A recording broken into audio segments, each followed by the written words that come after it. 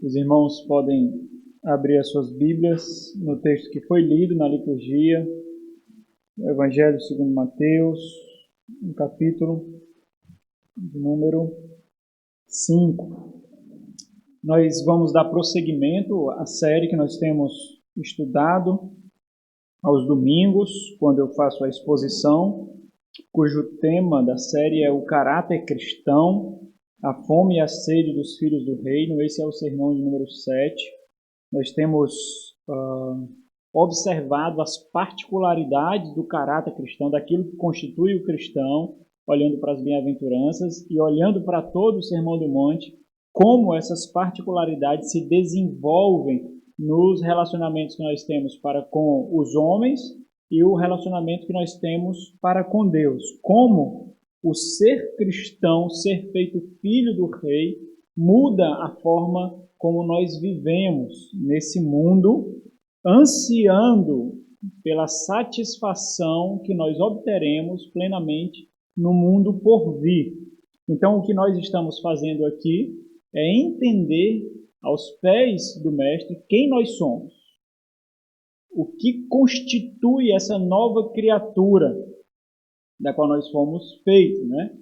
O que faz parte do nosso DNA, das nossas estruturas. Nós estamos aqui, como falei, aos pés do Senhor, a semelhança de como estavam os discípulos ali, recebendo as instruções, graças ao Espírito Santo de Deus, pelas palavras fidedignas que nós temos aqui, sob o sustento da providência e da provisão divina, nós temos sido ensinados como saciar a fome e a sede daqueles que nasceram de novo. Existem necessidades nossas que nós só obteremos a sua satisfação no mundo por vir. E nós vivemos essa realidade ansiando para a saciedade dessas necessidades. A fome e a sede que revelam essas necessidades revelam também que o mundo não pode nos satisfazer. É importante ter essa compreensão, meus irmãos, porque existem um trabalho de camuflagem, de fingimento, de manipulação para tentar nos enganar, oferecendo algum tipo de saciedade. Às vezes manipulando o nosso contentamento, a nossa alegria, manipulando aquilo que nós entendemos por sucesso, por satisfação, aquilo que nós entendemos por progresso. Então esse mundo vai manipular todos os recursos que ele tem nessa tríade demoníaca, o mundo, a carne e o diabo, com todas as suas hostes infernais, para nos levar à compreensão inadequada, incorreta do que significa ser pleno, ser completo, ser íntegro. E isso não é difícil de acontecer, porque foi isso que aconteceu com muitos homens e mulheres do Antigo Testamento e muitos que adentraram a era de Cristo Jesus, que é contraposto justamente pelo Senhor aqui, mostrando-os como um exemplo negativo, do qual nós não deveríamos seguir, mas deveríamos olhar para ele e vê-los como o oposto do que nós somos agora. E mesmo esses escribas, fariseus, distintos daquela sociedade, como instrumentos de ensino para a lei do Senhor, da vontade do Senhor, lei essa, vontade essa que foi deturpada para corresponder às suas necessidades e à satisfação da sua pequenez. Essas leis, os seus ensinos, elas foram manipuladas a tal ponto em que era olhado mais para os ensinos da tradição rabínica do que para a própria lei do Senhor. Então, tratados, documentos foram desenvolvidos ensinando e aplicando milimetricamente como obedecer à lei de Deus, a tal ponto que a lei de Deus não era mais recorrida para sua compreensão, mas essas tradições rabínicas, destrinchadas, mastigadas, aplicadas, detalhadas, Então, não era necessário existir um temor no nosso coração quando nós agredíamos a lei de Deus. Nós apenas olhávamos para essas listas e observarmos se nós estávamos agredindo a lei do Senhor. Então, tudo era milimetricamente detalhado.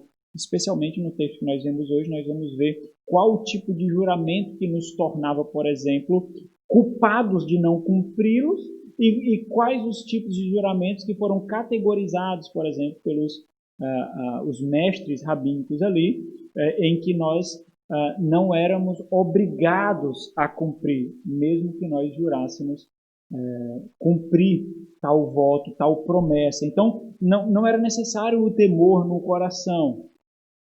O pecado, na verdade, era definido por essas listas. A agressão a Deus, a lei de Deus era definida por essas listas. Nós olhamos para as mãos do Senhor nos instruindo, usando uma linguagem metafórica, apontando para esses como exemplos a não serem seguidos. Essas realidades, elas tendem a nos assaltar, até porque nós temos um profundo desejo de sermos melhores, de sermos perfeitos. Existe uma necessidade do ego de ser massageado, de ser idolatrada, de levar a outros a nos colocar numa posição de superioridade.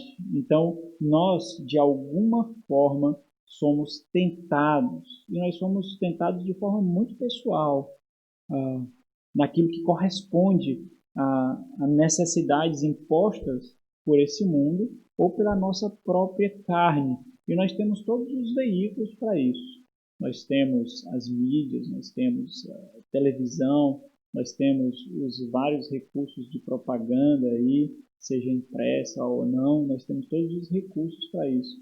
Às vezes, até mesmo nas nossas conversas, nós tocamos nesses pontos que podem ser negativos se nós não vigiarmos. Então, ao olharem para nós, aqueles que convivem conosco, aqueles que vivem ao nosso redor, com quem nós fazemos negócio, com quem nós nos relacionamos, em escalas diferentes, ao olharem para nós, esses habitantes desse reino caído, eles devem se sentir intimidados por nós, diferentes, sujos, escuros, estranhos, porque olham para nós e percebem que as necessidades que nós buscamos saciar não correspondem àquilo que esse mundo pode oferecer. Nós buscamos outras coisas, nós ansiamos por outra realidade. E isso acontece simplesmente porque nós vivemos revelando o rei e o reino do qual nós fazemos parte. E eles não conseguem ver esse rei, eles não conseguem ver esse reino. Nós vemos, nós vivemos olhando para ele, nós vivemos como súditos desse rei, em que a sua soberana providência, determinação e soberania toca e governa tudo que foi criado, e diante disso nós descansamos. A vida louca que muitos vivem para conseguir aquilo que nunca conseguirão levar quando fecharem os seus olhos, não mais nos atinge, não serve para nós como grilhões que nos prendem, como chicotes de Satanás que nos leva a perseguir um conceito de sucesso, de felicidade, completamente antagônica àquilo que nós somos agora. Então, essa é a reflexão que nós devemos fazer aqui aos pés do Mestre, à medida que ele nos ensina. Martyn Lloyd-Jones, o doutor do século passado, comentando sobre o Sermão do Monte, essa realidade do que nós somos quando nos deparamos com esse mundo, ele diz o seguinte: o mundo atual está aguardando o aparecimento de crentes autênticos e deles precisa desesperadamente. E quando o mundo vê um indivíduo que é crente autêntico, não somente se sente condenado, mas também impelido e atraído. Nós somos luzes que mostramos as trevas, revelamos a sujeira e, ao mesmo tempo, buscamos atrair outros para a luz de Cristo Jesus. Nós estamos, nesse momento, no Sermão do Monte, naquela porção central que constitui o Sermão do Monte, que vai do versículo 17 do capítulo 5 até o versículo 12 do capítulo 7, onde aquilo que constitui o caráter cristão, que são as bem-aventuranças, até o versículo 14 do capítulo 5, são particularizados, são aplicados. Aquilo que vocês são, aquilo que constitui o ser de vocês, ele se desenvolve assim nessa presente era, nesse presente século, nesse mundo, e ele aponta aquilo que esse mundo produz. Os escribas, os fariseus, os súditos caídos, e Jesus Cristo está apontando para os seus discípulos, não os apóstolos como nós conhecemos, mas aqueles que o seguiam no início, os seus discípulos, o que você e eu, nós somos, e ele mostra o que ele produziu quando nos formou. O que esse reino produz não deve ser imitado, deve ser rejeitado por nós, e aquilo que ele produziu, que somos nós, uma nova criatura, filhos do rei, descendentes do Abraão espiritual, aqueles que herdarão a terra. Ele mostra como nós nos desenvolvemos, dando exemplos, dando princípios das mais diversas realidades, dos relacionamentos que nós desenvolvemos. Tudo olhando para a completude do que nós seremos na consumação. Sede perfeitos como perfeito é o vosso Pai. Sede completos. E aqui por isso que essa porção que nós estudaremos hoje, apesar de bem breve, ela é particularmente importante porque fala dessa integralidade, de sermos íntegros, sem riscos, sem brechas, sem buracos, sem lacunas que não foram tapadas, mas sermos vigilantes para olhar para essas realidades que precisam ser tapadas, que precisam ser preenchidas, não com legalismo, não com ensinos de homens, mas com as instruções do nosso Senhor Jesus Cristo, por sua santa palavra. E nós temos um mundo de instrução para isso. Tanto olhando para essa revelação que agora ele inicia, no início do seu ministério aqui, o Senhor Jesus, como o devido entendimento de toda a escritura dos santos da antiga aliança. É por isso que ele diz, ouviste o que foi dito, às vezes citando a própria Sagrada Escritura, às vezes citando a tradição rabínica, o ensino tradicional que era ministrado pelos judeus, pelos fariseus ali. Então, nós temos tudo isso à nossa disposição para caminharmos em busca dessa perfeição, dessa completude, dessa plenitude daquilo que nós seremos. Agora o Senhor Jesus ele está desenvolvendo a sua instrução sobre as expectativas referentes aos filhos do reino. Lembra lá do versículo 20 do capítulo 5? Nós devemos exceder em muito a justiça dos escribas e fariseus. Então ele está desenvolvendo, para não nos deixar perdidos, ele está desenvolvendo, mostrando para nós como nós excedemos, como nós ultrapassamos essa justiça dos escribas e fariseus. É interessante porque existe um tipo de justiça que esse mundo pode produzir.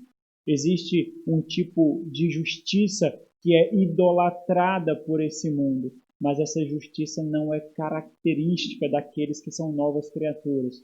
A justiça do reino é outra.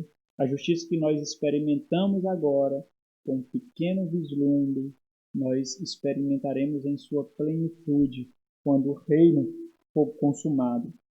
E ele mostra isso nessas duas realidades, até o versículo 48 do capítulo 5, mostrando como essa justiça se desenvolve diante dos homens, nos mais diversos relacionamentos que nós temos, tanto no círculo mais restrito como no mais amplo. E ele dá 6 mandamentos, ou 6 antíteses, 6 contrapontos. Ouviste o que foi dito, assim eu vos digo. Né? Então ele faz esse contraste em 6 mandamentos.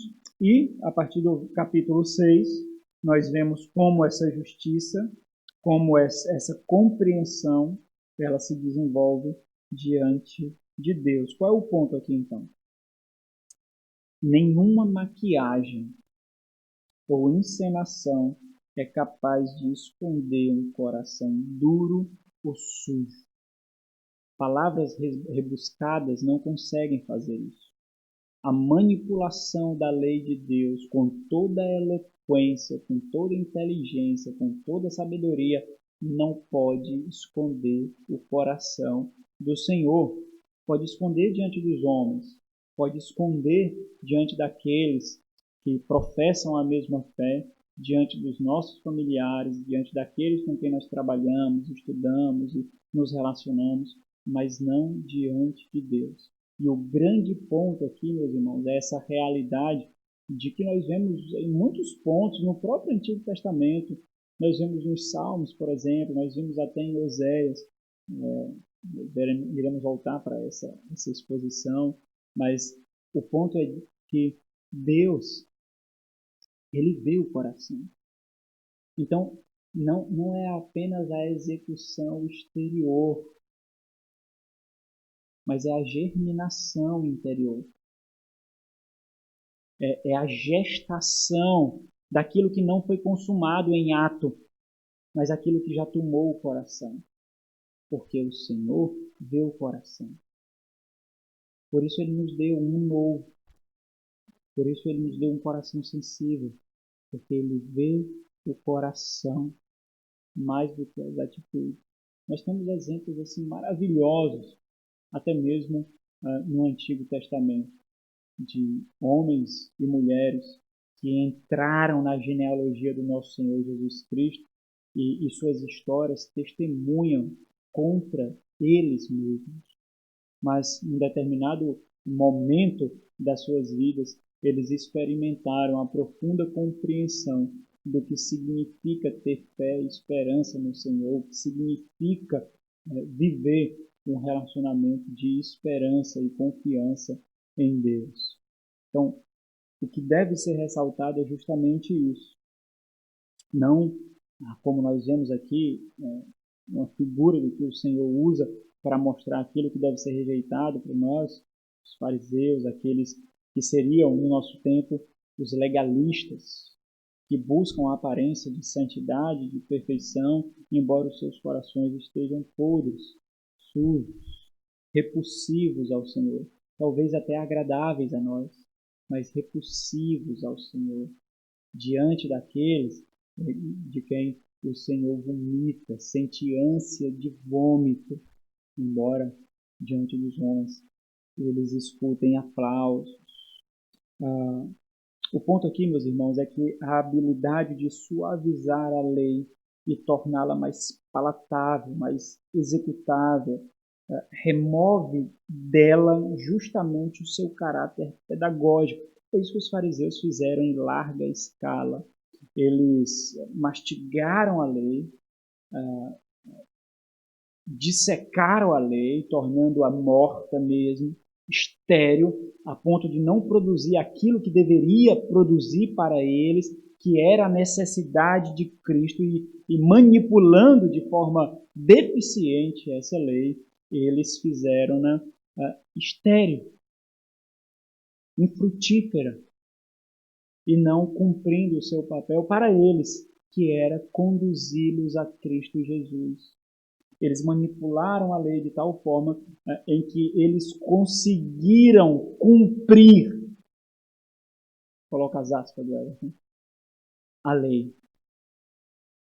Eles conseguiram ver até que ponto eles não observavam e em quais pontos eles observavam a lei.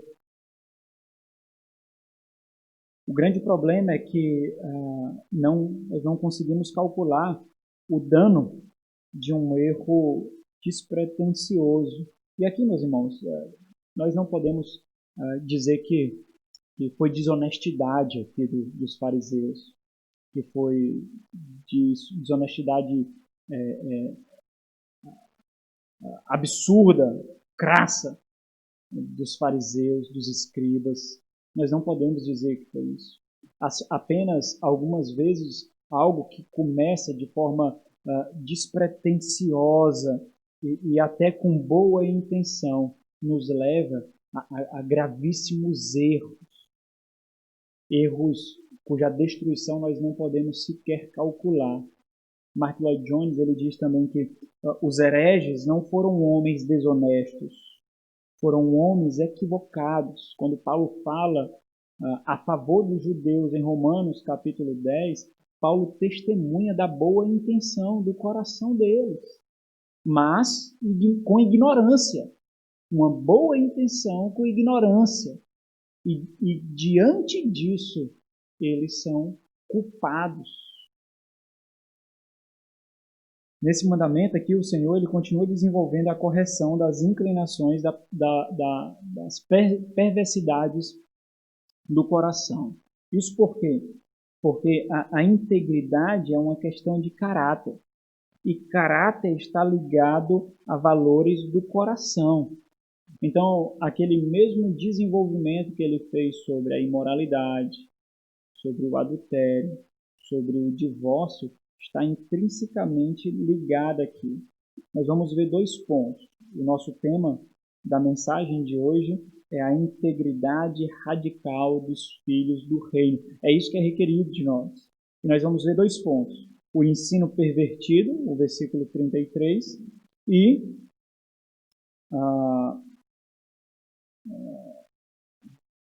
a integridade esperada, do versículo 34 ao versículo 37. Okay. Vamos ao primeiro ponto, então, o ensino pervertido. Versículo 33, o Senhor diz: também ouvistes o que foi dito aos antigos. O que foi dito aqui faz referência à tradição do ensino oral, né? O ensino que vocês obtiveram dos antigos. Né? Também ouvistes o que foi dito aos antigos: não jurarás falso, mas cumprirás rigorosamente para com o Senhor os teus juramentos. Então, parece, quando nós lemos assim, rapidamente, parece não haver nenhum erro aqui, parece não haver nenhum problema, né? Parece haver na verdade, um rigor para que um erro não seja cometido. Esse termo que é usado aí também, ele faz uma conexão direta com o parágrafo anterior, os 2 parágrafos, né, anteriores. Apesar de ser um novo tema, ele está diretamente ligado ao tema anterior, como se fosse o desenvolvimento daquele pensamento como a realidade perversa nascida de um coração ambicioso. Ou seja, se a perversidade para o divórcio está ligada à imoralidade do coração, também a libertinagem do juramento aponta para a falsidade e desonestidade do mesmo coração. A ideia de que algo foi intencionado usando a integridade de outro, mesmo sabendo que não iria ser cumprido. Então, mostra esse caráter defeituoso. Nós vamos desenvolver mais isso. Daí, então, mesmo antes desse contraponto do Senhor, aqui, dessa antítese, da correção do entendimento no Senhor, nós já podemos perceber o que é requerido dos filhos do reino. Por quê? Porque o coração daqueles de quem desenvolvem tais práticas não é igual ao dos filhos do reino. Ao dizer assim, também ouvistes que foi dito aos antigos. E Jesus ele não está fazendo nenhuma citação direta de alguma passagem do Antigo Testamento, ele está fazendo referência da instrução que era recebida pela tradição rabínica, pelos mestres da lei ali, sobre a compreensão dessa transmissão de preceitos a respeito de juramentos. Então, no Antigo Testamento, nós vemos um apanhado de textos que falam sobre voto, promessa, juramento. Então, essa instrução rabínica, ela tende a transmitir justamente esse apanhado de ensino aqui. Embora, a semelhança do que acontece nos ensinos anteriores, nós podemos ligar, por exemplo, essa instrução do Senhor agora ao 3º mandamento, que é não pronunciar, não proferir o nome do Senhor em vão, porque o juramento estava ligado justamente ao nome do Senhor, por isso a perversão do juramento e a difamação do nome do Senhor, como também nós podemos ligar ao falso testemunho do 9º mandamento. Porque, meus irmãos, isso não se trata aqui de qualquer juramento. E talvez a dificuldade de nós não compreendermos o que fez muitas tradições protestantes também não compreender e serem completamente contra qualquer tipo de juramento.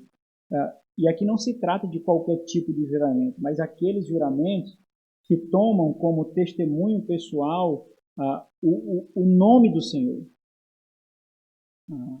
a fidelidade do Senhor, a garantia do Senhor, o valor do Senhor. Vamos abrir as Escrituras no Antigo Testamento aí. Vamos abrir lá, por exemplo, no terceiro mandamento, Êxodo capítulo 20, versículo 7.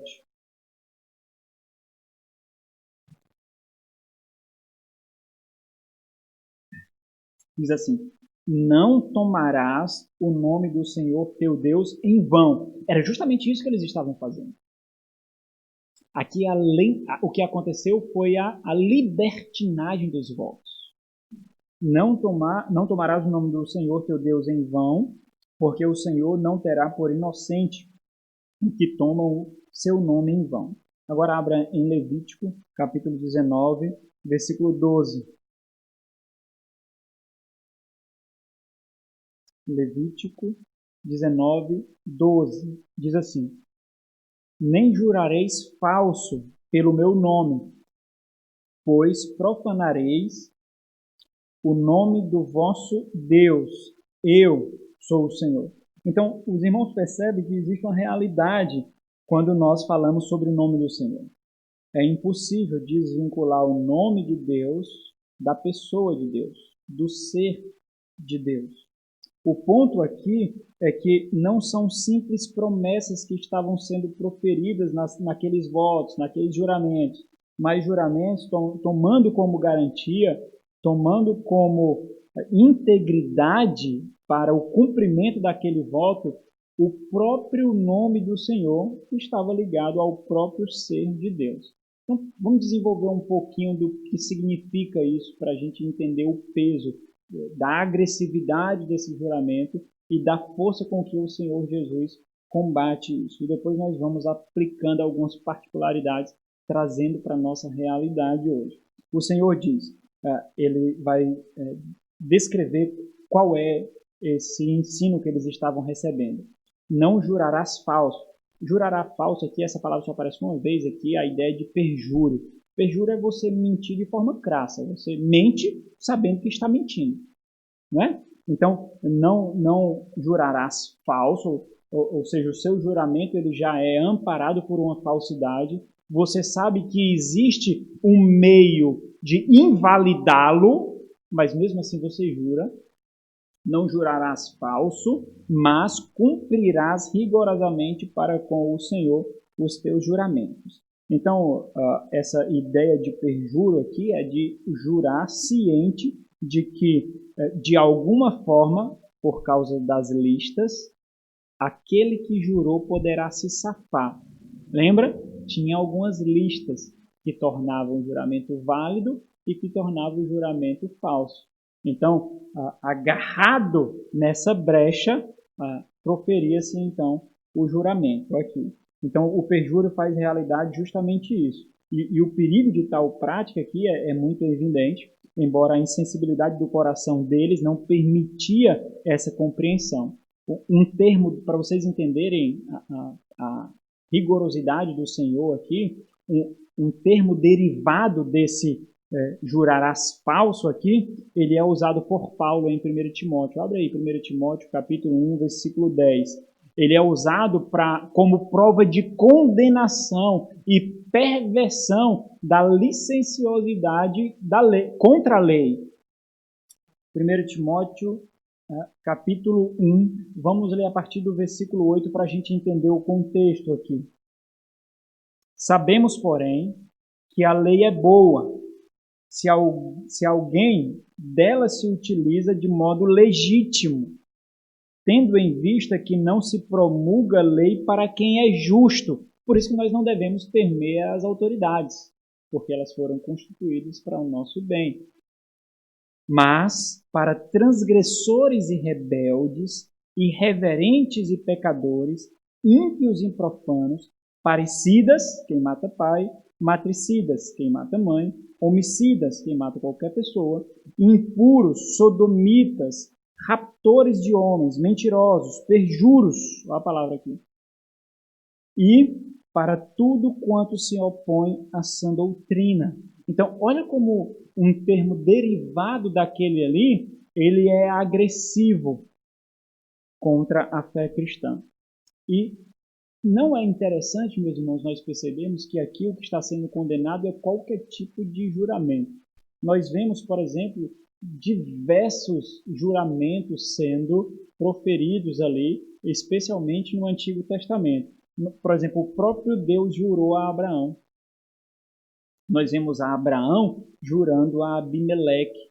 Nós vemos a Abraão pedindo juramento ao seu servo quando esse foi ordenado a buscar uma esposa para o seu filho, Isaac. Nós vemos que o mesmo acontece com Isaac, nós vemos o mesmo acontecendo com Jacó, nós vemos o juramento sendo proferido por José, nós vemos Davi jurando a Jonatas sobre o pedido dele, o pedido de Jonatas. E nós vemos o próprio apóstolo Paulo fazendo ali juramentos no Novo Testamento. Então, o ponto aqui não é que qualquer tipo de juramento, de voto e promessa estava sendo proibida. O ponto aqui é que estava sendo usado como recurso perverso para esconder a falta de veracidade e integridade das palavras. Era a perversão que se ancorava no nome do Senhor para buscar valor para nossas promessas. Então, o grande ponto aqui é justamente a difamação contra o nome do Senhor, sobre o qual eles se apoiavam para fazer tais juramentos. Então, vamos entender aqui um pouquinho mais. Existia uma permissão, um certo tipo de permissão, numa ocasião muito especial. Eu vou fazer referência a esse texto, porque pode ser que você se depare com ele em algum momento que você estudar e você não vai compreender, vai dar um curto-circuito na sua mente quando você enxergar esse texto nas Sagradas Escrituras. Abra em Deuteronômio capítulo 6, versículo 13. Então, parece existir aqui uma permissão para jurar o nome do Senhor, mas essa permissão ela é colocada de uma forma muito particularizada. Era unicamente para reafirmar a lealdade do povo de Deus ao próprio Deus. Então, lembra o contexto, é muito importante. Deuteronômio é o segundo pronunciamento da lei, é a exposição da lei. É o livro em que nós vemos a pregação expositiva da lei ali. Então, entenda, a primeira geração ela ficou para trás, foi condenada, não entrou na terra. A segunda geração ela iria ganhar a benesse do Senhor para entrar na terra prometida. Agora, algo precisava ser feito. A lealdade pactual para com Deus precisava ser reafirmada pelaquela geração. E é aqui que entra esse versículo. Deuteronômio 6,13 diz: o Senhor teu Deus temerás, a Ele servirás e pelo seu nome jurarás. Olha como isso é magnífico. Nós não temos sequer integridade para jurar nossa lealdade a Deus, meus irmãos. Nós não temos sequer valor para jurar o nosso ato, a nossa disposição de lealdade a Deus. É isso que acontece. O contexto aqui é de renovo de votos pactuais para aquele povo que acaba de ser libertado. Aqui é a segunda geração, né, mas remota a essa realidade. Libertado do Egito. Olha o ponto aqui, para a gente compreender. A integridade do juramento aqui fazia conexão direto ao voto daquele povo, a mesma integridade e lealdade da aliança do Senhor, que foi manifestada, lealdade pactual essa, que foi manifestada quando ele foi fiel à sua promessa, tirando o povo do cativeiro do Egito. Então, quando o povo ora pelo nome do Senhor aqui, ele aponta para a integridade da lealdade pactual do próprio Deus. e não por si mesmo, e não por sua palavra. Esse é o único momento que nós vemos esse direcionamento sendo proferido aqui. Então, aqui é uma particularidade. Se essa realidade for manipulada para ser tomada de forma pervertida, mostra ainda mais a obstinação do coração daqueles que assim o fazem. Eu juro por Deus, eu juro pelo Senhor, eu juro por Jesus Cristo, né? E essas palavras, elas saem da nossa boca desprovida de qualquer poder e qualquer significado e qualquer temor. Na verdade, é simplesmente para a satisfação da carne de conseguir aquilo que nós não temos sequer valor para conseguir quando nós estamos prometendo algo, por exemplo, na briga conjugal com algum irmão. Nós não temos integridade sequer. Eu vou dar um exemplo aqui extremamente prático para você, mas muito prático mesmo, meus irmãos. Você não tem cartão de crédito. Você não tem condições de ter cartão de crédito. Porque você não tem perfil para ter um cartão de crédito. Porque você já sujou o nome. E agora, por mais que o seu nome esteja limpo, eu acredito que todo mundo está limpo, não é possível, todos são diferentes, né? Por mais que o seu nome esteja limpo, ficou lá no histórico das financeiras e você não pode ter cartão de crédito. Aí você, o que é que você faz? Você pede a integridade do outro emprestada para conseguir obter aquilo que você deseja. Você pede o cartão de crédito do outro. Se você não pagar aquela conta, aquela dívida ficará desculpada? Não. Quem vai ter que pagar? O dono do cartão de crédito. Olha o que estava acontecendo com o Senhor. Quando há um juramento, e isso é importante entender o que significa juramento na antiga aliança, ou na mente judaica. Quando você jura por algo, você se coloca como passivo de punição caso aquele juramento não seja cumprido. Lembra ali de Gênesis capítulo 15, quando o Senhor faz um juramento, uma promessa, um voto a Abraão, e ele mesmo passa entre as partes dos animais, mostrando que se ele não cumprisse a sua promessa, aquilo que aconteceu com os animais deveria acontecer com ele. Era isso que estava acontecendo, que a perversão da integridade do Senhor, do valor do Senhor, da dignidade do Senhor, para obtenção de satisfação pessoal, egoísta e mundana. Era isso que estava acontecendo aqui. Então, essa falta de integridade aqui realça a desonestidade do coração. Por mais que nós não identifiquemos como desonestidade, por mais que essa desonestidade seja um equívoco desenvolvido, meus irmãos, não tenham dúvida, aquilo que começa com um pequeno equívoco, com um pequeno erro, ele se desenvolve, dá outros frutos, germina outras coisas, dá luz negras a outras realidades, e nós acabamos sendo tomados pela desorganização da nossa vida, pela desvalorização do nosso nome, do nosso caráter, da nossa integridade. Então, essa falta de integridade realça justamente esse aspecto de desonestidade, mas mais ligada à palavra como falta de veracidade. A nossa palavra não tem poder, não tem valor. A nossa palavra não tem respaldo. E para isso nós precisamos fazer juramento. O grande problema aqui é que eles, por essa falta de integridade, eles colocavam o nome do Senhor para respaldar a sua palavra, colocando assim, então, o próprio Senhor e, por isso, blasfemando o nome do Senhor e a pessoa do Senhor. Então, o ensino era esse: não jurarás falso, não cometerás perjúrio, mas cumprirás rigorosamente para com o Senhor os teus juramentos. Como é que a gente entende, mesmo aqui na tradução que nós temos, que isso está ligado ao Senhor. Que a concepção do ensino é que qualquer voto é feito para com o Senhor. Está aqui, ó.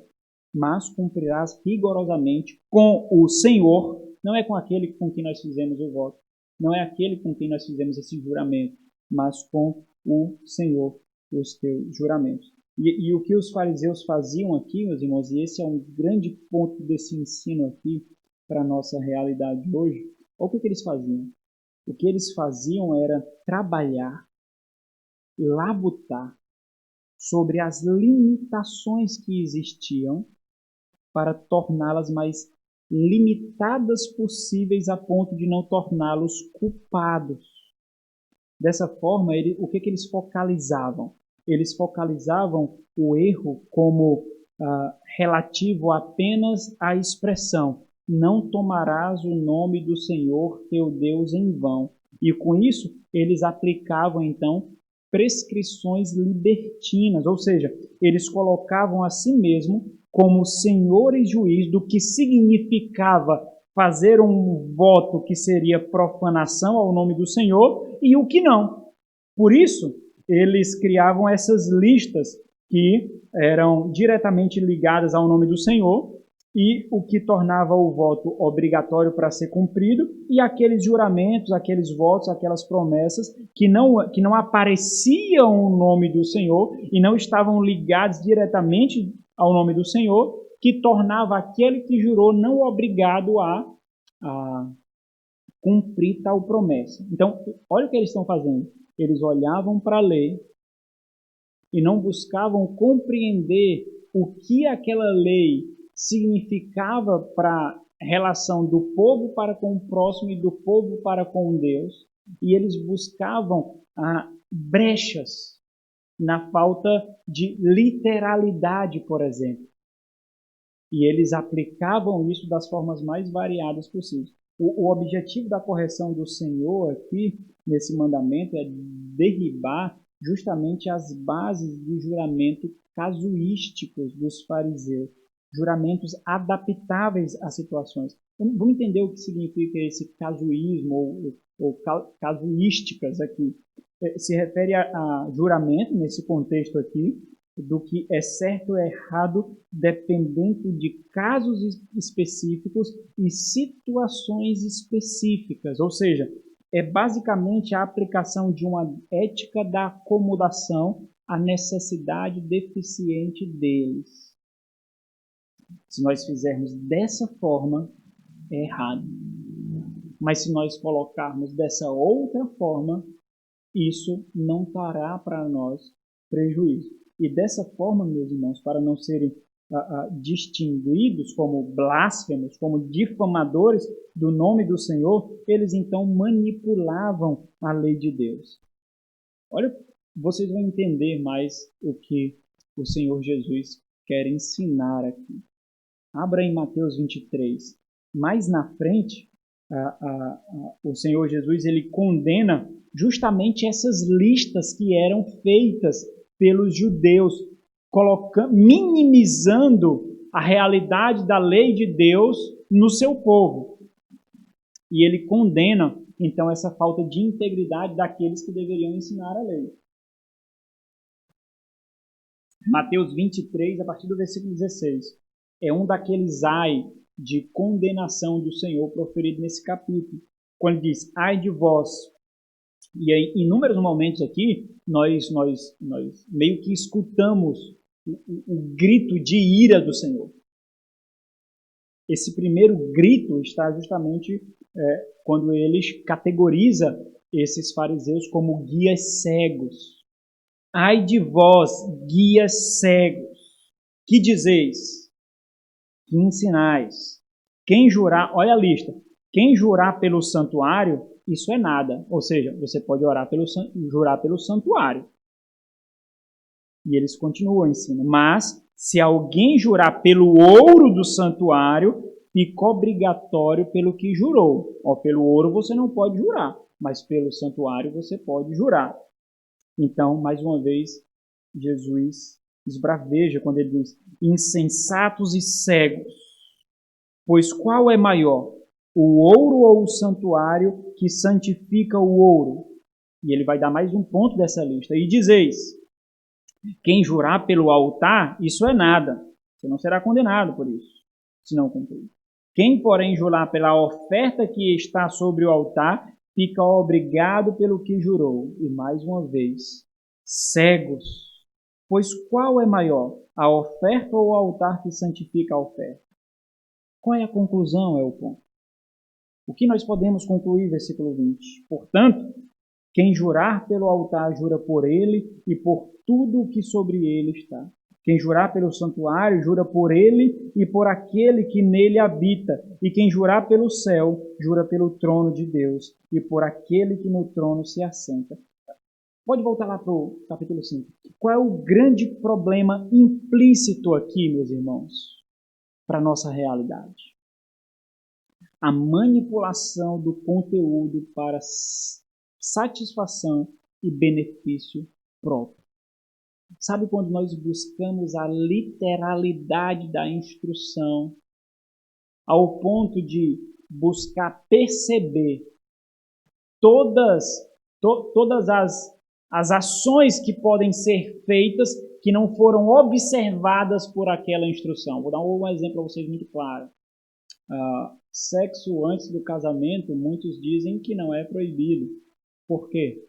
Porque na Bíblia não existe um mandamento. Não para sexo antes do casamento. Esse é o uso libertino da palavra do Senhor. Essa é a manipulação, buscando brechas para dar vazão ao pecado. Então, olha o que eles diziam. Eles diziam meio que assim: pelo nome do Senhor não podemos jurar, porque se assim o fizermos, nós estaremos sujeitos à condenação. Eles sabiam que não ia cumprir. Eles sabiam que havia falsidade. Então, eles entendiam, fazendo essas listas, eles compreendiam, por mais que estivessem errados, mas a consciência dele não iria os acusar até onde eles podiam ir. Não é assim? Quando nós queremos defender o nosso pecado, nós dizemos: eu tenho certeza que eu não estou errado. Eu tenho certeza, o meu coração diz que eu não errei. Não é desonestidade sua, não. Mas a forma como você concebeu a lei de Deus, a fé cristã, a vontade do Senhor, diz para você justamente isso. Você não está errado se assim fizer. Então eles diziam assim, né? Pelo nome do Senhor não pode, mas nada foi proibido a respeito do templo, do santuário. Nós podemos jurar pelo santuário. É um lugar santo, sagrado. Vai ser valorizado o nosso voto. Pela oferta ao Senhor não pode. Mas nada é proibido sobre o altar. É um lugar sacro também. Nós podemos jurar. Vai empregar valor. E aqui está justamente, meus irmãos, a perversão da instrução da palavra de Deus. Quando é buscado, então, brechas. Palavras não ditas literalmente para esconder os defeitos do coração. Então, como isso acontece? Vou dar um exemplo para você de como isso acontece. Quando um irmão, por exemplo, recebe uma instrução, recebe uma exortação, recebe uma orientação, seja de uma aula, seja de uma pregação ou de forma particular, e ele encontra nessa instrução brechas ou uma brecha para satisfazer aquela sede e fome do pecado dentro dele. Bom, o pastor falou desse jeito. Então, isso pode significar que se eu fizer assim, eu não estarei pecando. E se eu for chamado a atenção que pequei, eu uso as próprias palavras do pastor. Não é assim? É desse jeito que acontece. Essa é a reflexão. Eu vou ler para vocês o que eu escrevi aqui, porque talvez fique mais bonitinho. Eu botei aqui. Pensando. O pastor usou essa palavra e essa situação, que às vezes a gente tenta dar um exemplo, né? Usou essa palavra e essa situação, mas nada falou sobre aquilo. Talvez algo que você fez questão de nem mencionar, que é para ele não tocar. Nada, olha como às vezes nós queremos ser tratados como bebês. Às vezes não, tudo que é proferido aqui, como é proferido pela palavra de Deus, são princípios que devem servir de regra para toda a nossa vida. Imagine se o Senhor Jesus fosse colocar cada exemplo de como o caráter cristão deve se portar nesse mundo. Faltaria uma página. Então, meu pastor não falou sobre isso, não falou sobre essa situação. Então, se eu fizer assim, eu poderia dizer, não, pastor, sobre isso o Senhor não alertou. Então, eu pensei que não haveria problema. Olha a perversão do coração.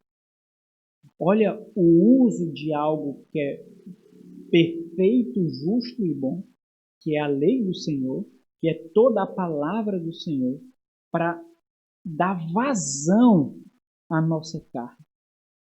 Isso não é possível para os filhos do reino, meus irmãos.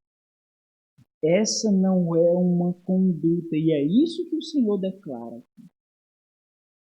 Eu, porém, vos digo. Essa não é uma conduta dos filhos do reino. E é justamente o nosso ponto. A integridade esperada do Senhor, a partir do versículo 34. Ou seja, para os filhos do reino, tudo que existe e vive pertence àquele que criou. Tudo. Não é possível tomar algo como garantia que seja substancialmente mais. O Senhor está nos fazendo pensar aqui. O Senhor está nos fazendo refletir aqui. Ou seja, o que ele quer nos encurralar para mostrar o seguinte: se a sua palavra não for provida de veracidade, se o seu caráter não for íntegro, não adianta, porque você não tem pelo que jurar. Você não tem pelo que prometer. Tudo é meu. E se você quer esconder uma deficiência que se chama pecado, vocês não são filhos do rei. De vocês não é o rei. Versículo 34. Eu, porém, vos digo, né? Ou seja, eis o ensino correto. De modo algum jurareis. Por quê? Então, por causa disso, muitos entendem que não devem jurar. Por que de modo algum jurareis?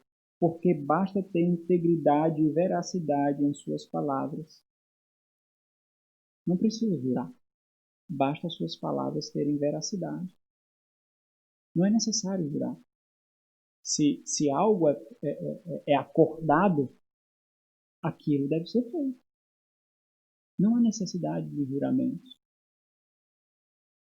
Nem pelo céu jureis, por ser trono de Deus, nem pela terra, por ser estrado de seus pés, nem por Jerusalém, por ser cidade do grande rei, nem jureis pela tua cabeça, nem isso é tua, porque não podes tornar um cabelo branco ou preto. Qual é o ponto aqui? Por mais solenes e fortes que sejam, palavras não podem mudar a realidade do coração. Não adianta lutar para esconder a falsidade com palavras solenes.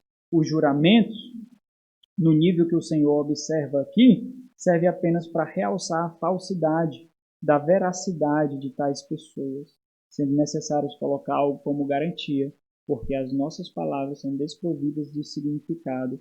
Novamente, uma citação de um estudioso, ele diz o seguinte: assim como o divórcio, conectando aquela realidade do coração, assim como o divórcio é devido à dureza do coração humano, os juramentos se devem à falsidade humana.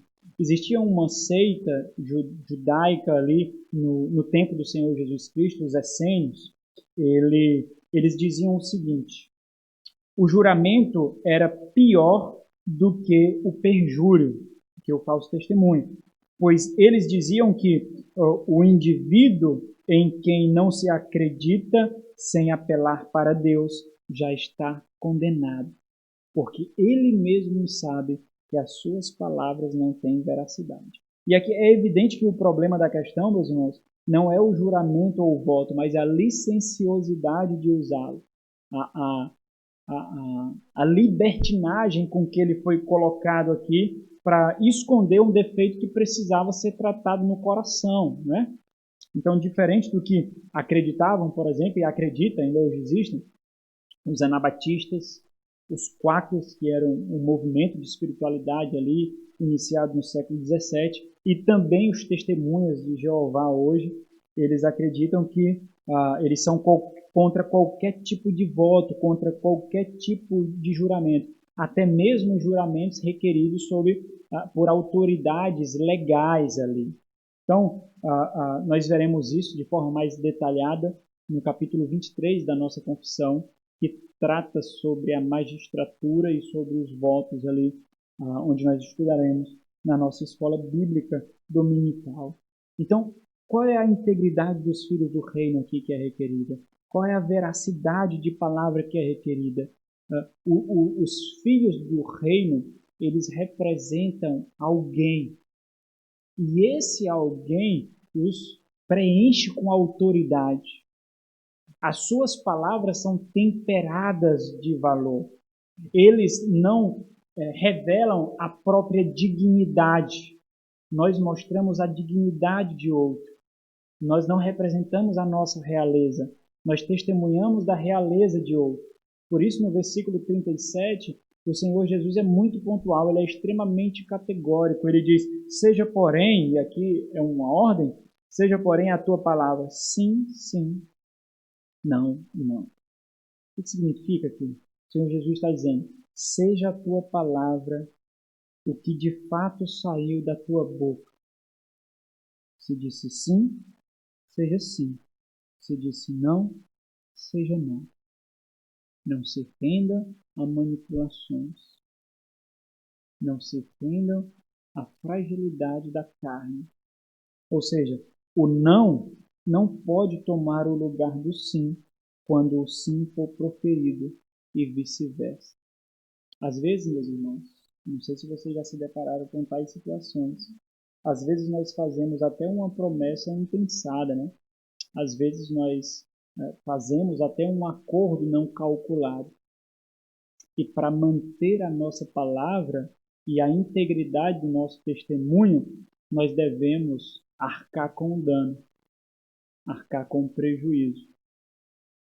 Porque se nós formos inconstantes na palavra, nós seremos reconhecidos justamente por isso. E entenda algo aqui. Para criar uma boa reputação, nós levamos uma vida.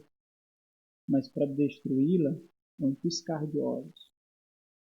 Então, o que ficará mais ressaltado nesse reino perverso em que nós vivemos, que quer difamar o testemunho de Cristo? Será os pequenos vacilos ou os grandes acertos? Os pequenos vacilos. E nós seremos tidos por inconstantes, por pessoas levadas por emoções, por ventos, por marés. O ponto aqui do Senhor é muito simples. Se não houver juramento, não haverá juramento falso. Simples, contra o Senhor. E quando houver integridade de palavra, não haverá necessidade de juramento para garanti-lo. Nós devemos ter tal testemunho em que nos relacionamentos que nós desenvolvemos, seja para com outros e o nosso relacionamento para com Deus, existe a integridade do nosso coração sendo revelado pelas nossas palavras e pela forma como nós desenvolvemos esses relacionamentos. E sem dúvida, meus irmãos, um dos grandes problemas do nosso tempo, quanto à veracidade, quanto à seriedade da palavra, do compromisso, é justamente o desprezo pelo nome, pela imagem que nós carregamos. E os filhos de Deus devem compreender que representam um Deus. Nós testemunhamos de um Deus, de um Rei, de um Senhor, de quem ninguém pode difamar. Nós refletimos sobre um salmo, o salmista ele diz o seguinte: ai daqueles por causa de quem o nome do Senhor é difamado. Ai daqueles. Pode parecer simples, meus irmãos, mas entendam, grandes árvores também tem pequenas raízes. Nós, às vezes, somos muito despretensiosos a avaliar nós mesmos. Alguns exemplos extremamente simples e práticos. Uma hora marcada e não cumprida. Você é conhecido pelo tô chegando, pelo vou já, pelo daqui a pouco, pelo vai dar certo. O prazo não observado. Depois nós acertamos. Os irmãos percebem como isso é característico de muitos? Isso não compete a nós. Olha como nós temos uma oportunidade imensa de nos destacarmos, meus irmãos. Às vezes, e inúmeras vezes, nós teremos que sofrer o dano de pagar o preço para nos destacarmos, não por nós, mas para representarmos o nosso rei. Uma promessa, por exemplo, não respondida, não respeitada. Um compromisso não valorizado. Ah, nós tínhamos marcado? Eu havia esquecido, né? Eu pensei que era só fogo de palha. Porque é assim que acontece. Eu faço negócios com muitos, eu faço acordo com muitos, eu marco coisas com muitos, e eu pensei que você era mais um desses. Tudo isso diz algo a respeito da fé que nós professamos, meus irmãos. Por isso o Senhor assegura algo. O que disso passar, se o sim não for sim e o não for não, o que disso passar vem do maligno. E maligno aqui é tanto a malignidade do coração, quanto aquele que é a expressão plena do mal, que é Satanás, o maligno. Ele é o mentiroso. Ele é o pai da mentira. Ele é a expressão da falsidade, da desonestidade, da falta de integridade, da falta de veracidade. Então, aqueles cuja vida é marcada por tais comportamentos que se tornou comum, esses não podem ser tidos como filhos do reino. Esses são considerados participantes da malignidade do maligno, porque não entendem aquele a quem representa. Vamos concluir. Especialmente por causa dessa percepção e o aprofundamento dessas virtudes do caráter cristão, existe uma necessidade imperativa, urgente, de expressarmos em tudo que nós fazemos. E é preciso ensinar para as crianças os pequenos erros, os pequenos vacilos, que isso pode se tornar grandes tragédias. Não menosprezemos os pequenos erros. Devemos saber como tratar, evidentemente. Devemos reconhecer que as crianças não têm a compreensão do desenvolvimento de tais perigos. Mas para isso que vocês são pais também. Vocês precisam instruir. Não desperdicem a oportunidade, não façam isso. Pode ser que ela não apareça e pode ser que naquele instante algo foi cravado de uma forma mais poderosa no coração e você poderia impedir isso. Não ande com argumentos. Ele não entende, ela não compreende, eles ainda são crianças. Não desculpe o pecado dos seus filhos. Não desculpem o pecado daqueles com quem você se relaciona e que são cristãos. Não façam isso. Assim nós seremos pedras de tropeço e não instrumentos de edificação. Thomas Brooks, puritano, ele disse o seguinte: cada parte da verdade é preciosa como um filete de ouro. Precisamos viver com ela ou morrer por ela. Nós devemos tomar como armadilhas do nosso coração quando nós tentamos manipular, e aí esse é o grande ponto do ensino de hoje, quando nós tentamos manipular os ensinos da palavra de Deus, as exortações recebidas por falsas incompreensões, apenas como uma manifestação sutil da maldade do nosso coração. Não façamos isso, irmãos. nos arrependamos disso. Talvez o Senhor tenha nos livrado de muitos males por cometer tais pecados. Encaremos a realidade da misericórdia do Senhor e entendamos quem nós representamos, de quem nós damos testemunho. É muito triste quando nós vemos que outros não nos respeitam por não cumprir promessas, por não cumprir prazos, por não valorizar o nosso tempo, a nossa dignidade, por não valorizar o compromisso que nós assumimos. Digo isso me referindo aos cristãos.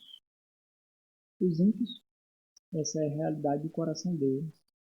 Nós não temos muito a esperar. Vamos orar agora e clamar ao Senhor sua misericórdia. Senhor, nosso Deus e Pai,